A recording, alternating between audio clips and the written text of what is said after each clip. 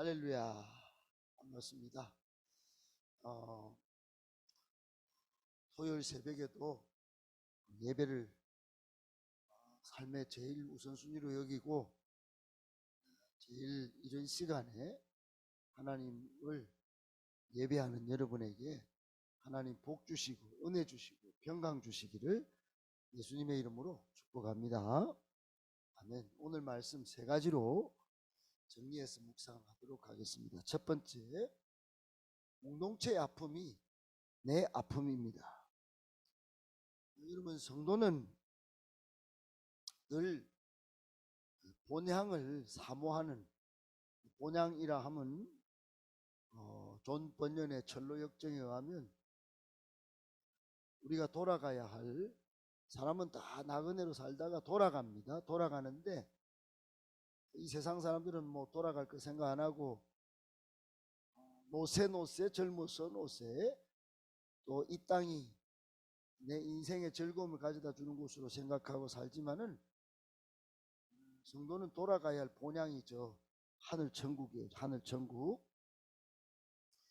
그리고 또 하나, 이 땅에 세워진 이 교회가 천국을 맛보는 기관 중에 하나인데, 이 공동체, 이 교회, 항상 마음의 고향같이 생각해서 교회를 항상 내 영혼의 피난처로 생각하고 이 교회로 자주 돌아올 생각을 해야 합니다. 자주 와서 기도도 하고 그래야 되죠. 느헤미야 오늘 2장을 읽었는데, 우리가 느헤미야 그러면 생각나는 게, 이 사람은 자기가 있던 고향의 성 예루살렘 성이 항상 내 돌아갈 본향이다 이런 생각이 있었을 것 같아요.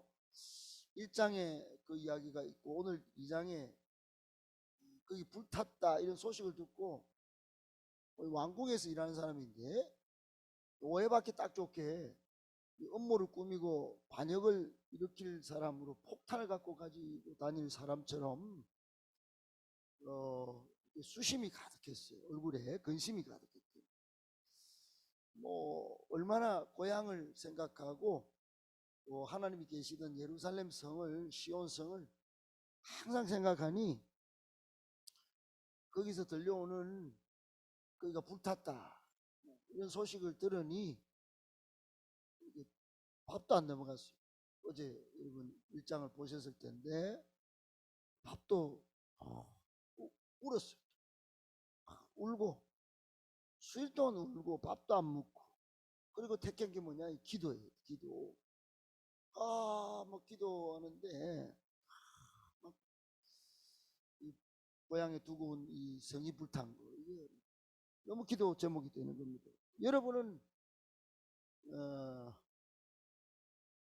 교회 여름에 비가 새면 이 목사가 알아 책임져 갖고 뭐 목사가 다 고쳐야지. 오늘 청년들은 3시에 아이고 목사님 우리 저 블레싱홀 저거 공사가 지금 한 달째 지금 진척이 없는데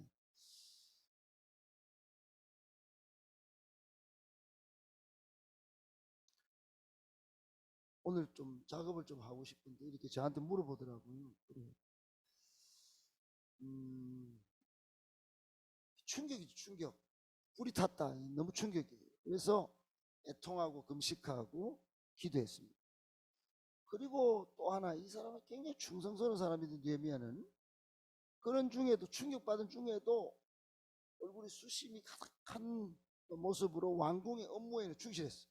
그래서 오늘 본문의 1절부터 보면은 왕이, 아닥사스다 왕이 이 뭐 포도주가 이제 먹어야 될 딱 타이밍인데 1절의 끝에 보면 포도주를 왕에게 다 드렸어요. 아마도 술 맞던 관원장이 아니었을까. 여러분 창세기 보면은 요셉이 총리로, 애굽 총리로 있었던 이 바로가 왕으로 있었던 그 곳을 보여주는 몇 장면이 있는데 몇 카트가 딱 있어요. 요셉이 감옥에 갇혀있는 그곳에 술 맡던 관원장, 떡 맡던 관원장이 들어와요. 여튼 술 맡던 관원장이 옛날부터 있었단 말이에요. 존재했단 말이에요. 직업적으로. 술 맡던 관원장은 굉장히 중요한 역할. 밥에도 독을 넣을 수 있지만 술에도 독을 넣어요. 옛날 왕들은 뭐 술 한 잔씩 다 했으니까 굉장히 중요하고도 중요한 제압인 술 맡은 관원장인데, 이 지금 느헤미야가 아닥사스다 왕 옆에서 독이 들었는지 안 들었는지 검사해가지고 포도주를 올리는 그런 사람이었던 거예요. 수심이 가득한 얼굴로 고향에 성문이 불이 탔다. 그런데도 올렸어요. 그랬더니 2절에 보니까 왕이, 야, 느헤미야, 너 충성한 걸 알겠어. 너 이때까지 충성했지. 근데 너 얼굴이 뭐야 이게? 혹시 폭탄 가지고 있는 거 아니야? 어찌해서 네가 병도 없는데 얼굴이 수심이냐? 이렇게 물었어요. 그때 확 두려웠다 그래. 2절에 두려웠다. 왜 두려웠겠어요?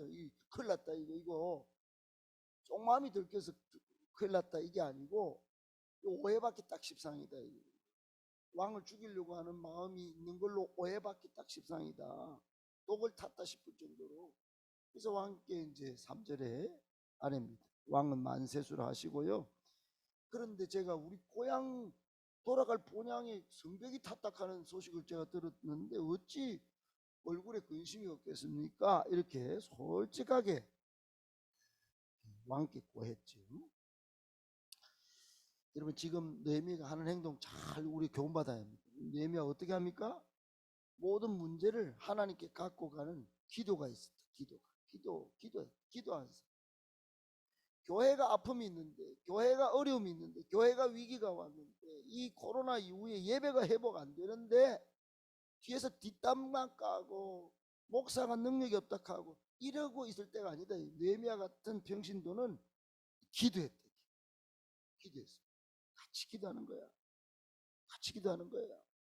그리고는 왕에게 여전히 신실하고 충성했어요. 일을 안 했다 이게 아닙니다. 잡도 충성스럽게 세상 일도 다 했다 이거. 그리고 최종적으로 왕에게 제가 귀환을 하겠습니다.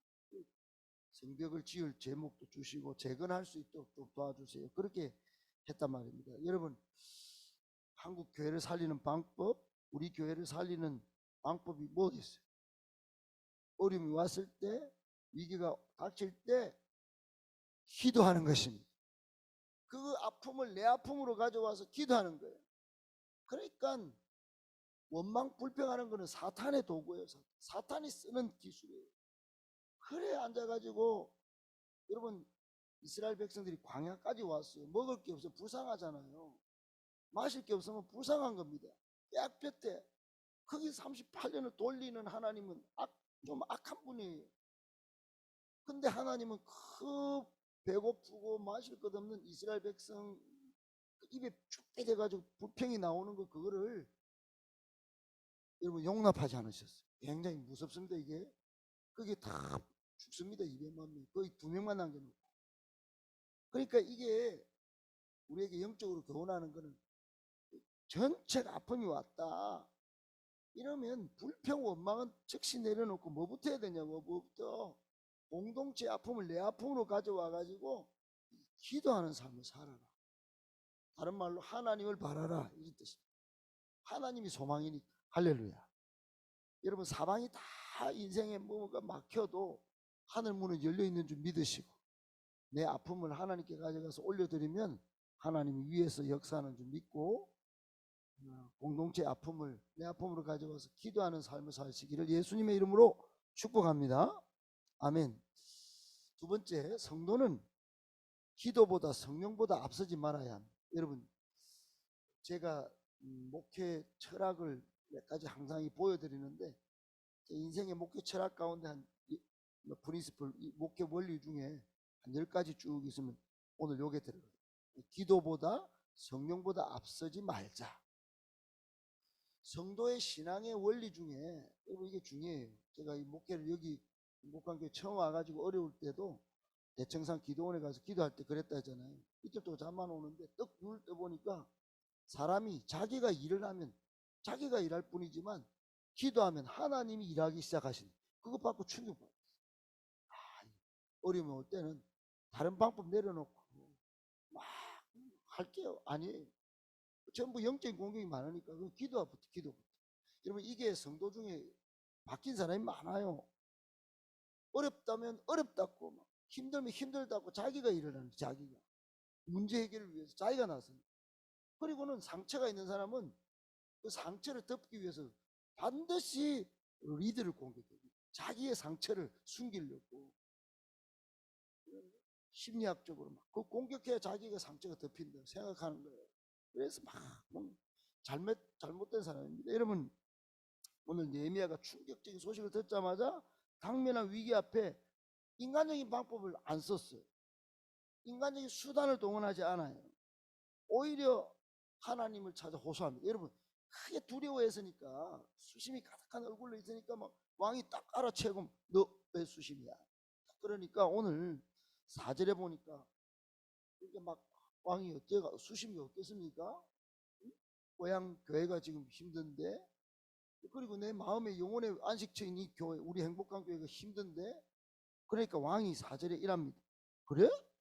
그럼 너 원하는 게 뭐냐? 여러분 이게 응답이 오는 겁니다. 이것만 말만 들어도 이게 막 뭐가 왔네. 왕이 야 이 알아챘어. 그리고 막 인간적인 수단을 써가 이때다 찬스다 그러고 막 왕한테 막 끌어내려고 수단을 쓰지 않았다. 인간이 판단을 돌리지 않았다는 거예요. 뭘 했냐 한번 보세요 여러분. 4절 끝에 내가 곧 하늘의 하나님께 뭐예요? 묵도했대. 묵도가 뭡니까? 입 딱 닫고 속으로 기도했다 이 말이에요. 다 같이 묵도하시겠습니다. 그러면 조용히 잠잠히 기도하는 거예요. 하나님의 뜻을 묻는 겁니다. 성령보다 앞서지 않기를 위해서 기도하는 겁니다. 기도하는 거예요. 곧 그랬대. 곧은 즉각 그래. 즉각. 사랑하는 여러분, 아닥사스다 왕이 면전입니다. 얼마나 두려운 왕이에요.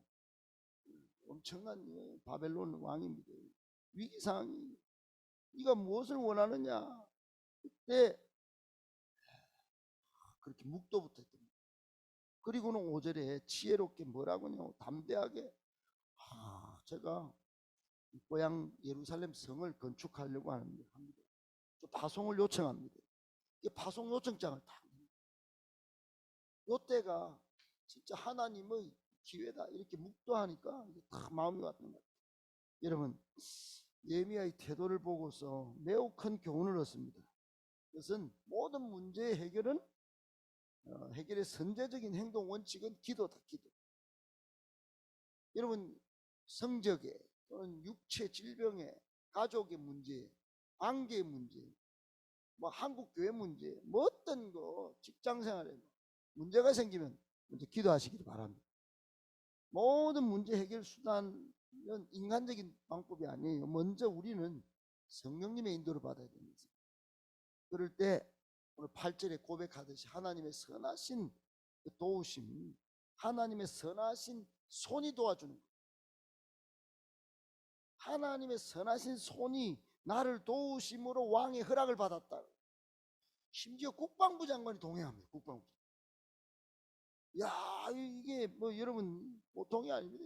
마병도 동원시켜 전차부대를 까다가면 까불면 뭐. 그래 여러분 성도는 기도보다 성령보다 앞서지 않을 때 하나님이 천군천사 동원하여 주시고 인간이 상상할 수 없는 도우심을 받는다는 거 꼭 기억하시고 여러분 먼저 기도하시고 먼저 성령님의 뜻을 물어보시기를 예수님의 이름으로 축복합니다. 아멘. 마지막 세 번째, 사탄은 하나님 나라 부흥을 막으려 안달합니다. 여러분 항상 신앙생활하면서 존재 세 존재는 꼭 알아야 돼요. 하나님이 어떤 분인지 알아야 돼요. 하나님이 어떤 일을 하시는지 알아야 돼요. 하나님이 큰 디자인하신 계획이 뭔지 알아야 돼요.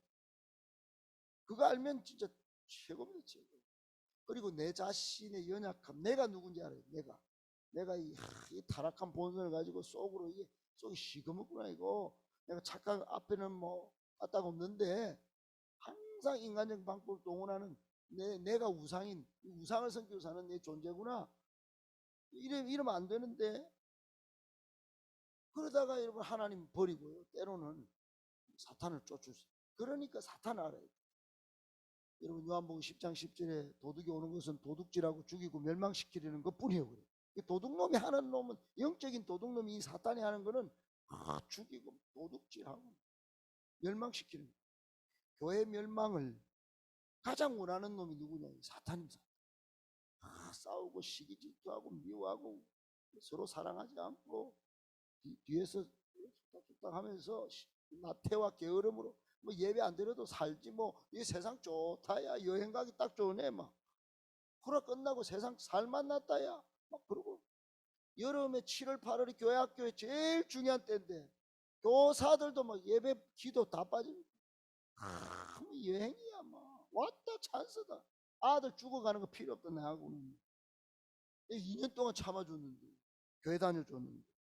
사랑하는 여러분, 오늘 8절 하반절에 보니까 드디어 예미가 왕의 허락을 받고 오로지 하나님의 주권적 섭리를 믿고 그 은총을 믿고 무모하게 갑니다. 자기 좋은 직장을 내려놓고 지금 성벽 재건하러 갑니다. 여러분 아무런 뭐 성벽 재건하는데 지가 무슨 목수입니까? 무슨 술 맡은 관원장인데 위험한 요청을 합니다. 그런데 거기에 하나님의 역사가 있었다. 하나님의 선하신 도우심이 있었다. 나를 도우심으로 그랬어요. 사랑하는 여러분, 이겁니다. 이거 우리가 바라는 거 이겨야 돼. 옆에 집사님이 도와주더라. 이게 장모님이 도와주더라. 목사님이 인정해줘야 내가 할 맛이 나더라. 이게 아니에요.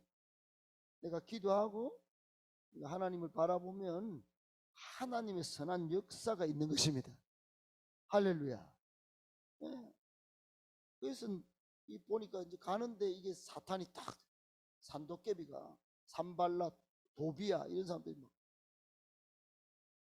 사람들이 막 일어나가지고 왕의 조서를 갖고 뭐 국방부장관에 동원했는데도 자기들끼리 뭐라 하냐면 뒤에 여러분 10절에 뭐라 합니까? 요 느헤미야 여러분 이스라엘 자손을 흥황하게 하려고 부흥하게 하려고 오는 사람 놈이다 이거 왔다 하는 소식을 듣고 근심했다. 여러분 오늘 이 10절 이후에 보면 요놈들이 본격적으로 이제 방해 공작을 합니다. 느헤미야의 별명은 뭐냐? 이스라엘 자손을 흥황하게 하는 사람. 여러분 그런 닉네임을 하나님 앞에 갖기를 바랍니다. 행복한 교회를 부흥하게 하는 사람. 사탄은 싫어하겠지만 사탄은 근심하는 거예요. 어이구 저 사람이 행복한 교회 나오네. 저 장로님은 쉬어야 되는데 장로님 새벽을 30분이나 차를 끌고 와갖고 지금 어휴. 여러분 하나님은 여러분을 그렇게 축복하실 수 있기를 바랍니다.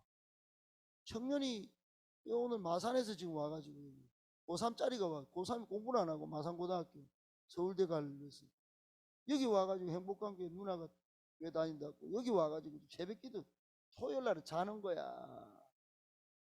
그런데 하나님 나라를 부흥하게 할 사람이다 이렇게 하나님이 인정하지 않겠습니까? 저는 더욱 깨어서 여러분 이 막 말세 시대에 막 교회를 허물어뜨리려고 하는 사탄에 대하여 여러분 하나님이 얘는 그래도 이게 깨어서 기도하네. 그래서 하나님의 나라를 흥왕케 할 친구네. 이런 인정을 받고 그런 권사, 그런 장로님, 그런 집사님, 그런 청년들 다 되시기를 예수님의 이름으로 축복합니다.